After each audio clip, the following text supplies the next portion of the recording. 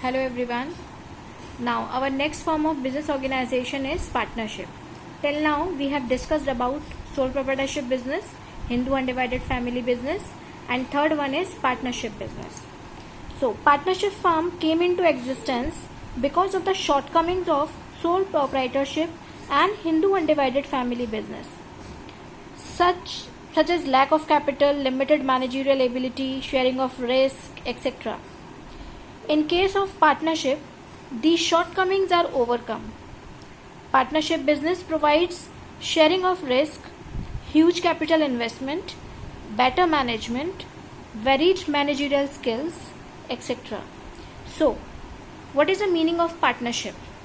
Partnership means it is an association of two or more persons who willingly agree to carry on some lawful business jointly and share profits and losses of the business. Means when two or more persons come together to start any business, lawful business, and share the profits, risk, losses of the business in between of them, this is known as partnership type of business, right? So I hope this is very clear to you what is partnership and partnership firm. Partnership, or we can say that partnership is a relation between persons who have agreed to share profits of a business carried on by all or any one of them acting for all, right? So this is called partnership. I hope you all have understood this.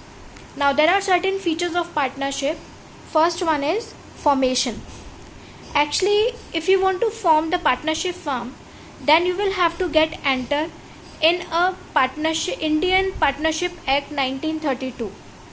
Because the Indian Partnership Act 1932 governs the partnership firm of business organization. The partnership comes into existence with a legal agreement. That agreement can be written or oral, right? So, the partnership comes into existence with a legal agreement among the partners. But in order to avoid any dispute, it is in order to avoid any dispute, written agreement is preferred. Because if you have something in a written form with you, then you have a proof of everything. If there is any dispute take place between the partners, and if you have the oral agreement between you and your friends, between you and your partners, then it is very difficult to prove someone that we were in partnership. But if you have the written document with you, if you have the written agreement of partnership with you, then you can have you have the proof in case of any disputes among you people, among the partners.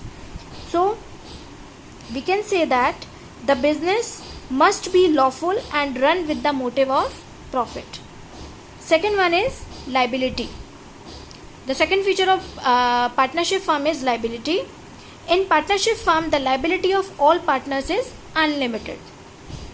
The liability is unlimited over here. Why I am saying the liability is unlimited here? Because if any of the partner means if the partner or jointly the partners take the loan from any financial institution, then they all are liable to pay off those debts collectively, because they have taken up the loan in the name of the partnership firm.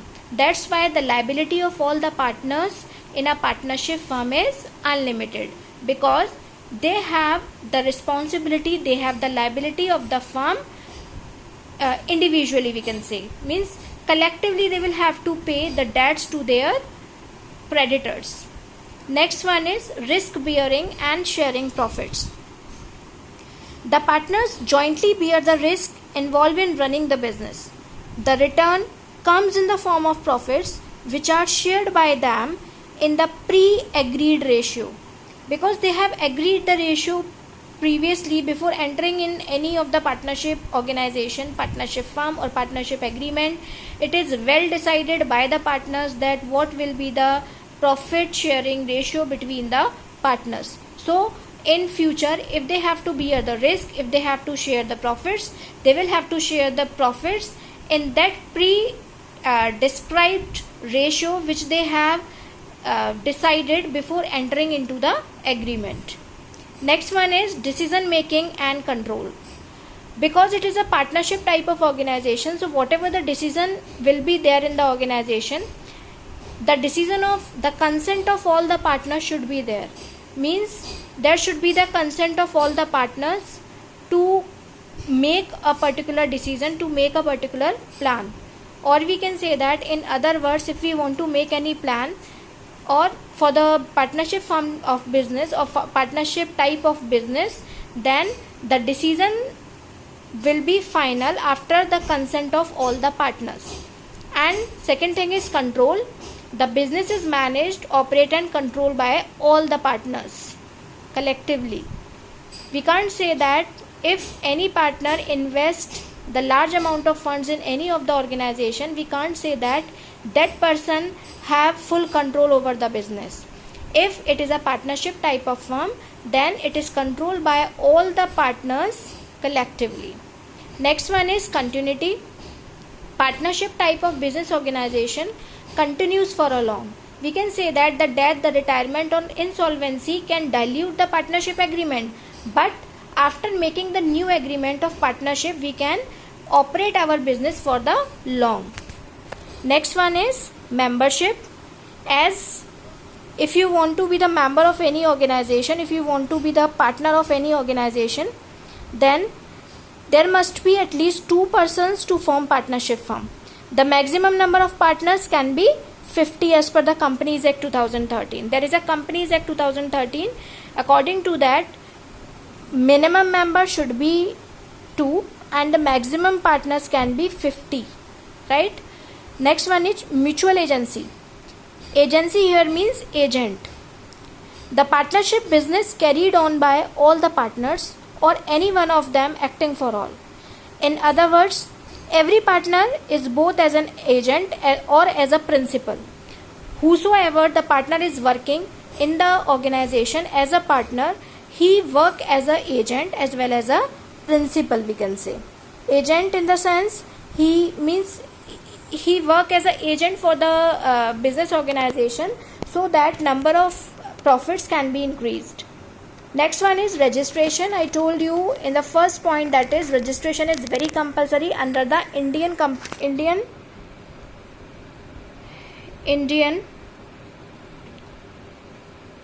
Partnership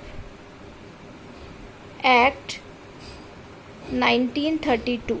Means it is not compulsory, but it is beneficial to get enter in the Indian Partnership Act 1932, because I told you that the agreement can be in the form of oral document or written document. But if it will be a written agreement or written partnership deed, then we can say that it is much more beneficial because we have a written proof with us. Sometimes the people have this conception in their mind that we partners are the friends, we partners are the best friends, so we are not supposed to get enter into the Indian Partnership Act, we are not supposed to have the written document with us. But it is very compulsory to whom or whosoever to you are going to make a partnership organization, you should get enter after entering into the Indian Partnership Act 1932, and there should be a partnership deed, right? Again, I am telling you, I am giving you a snapshot.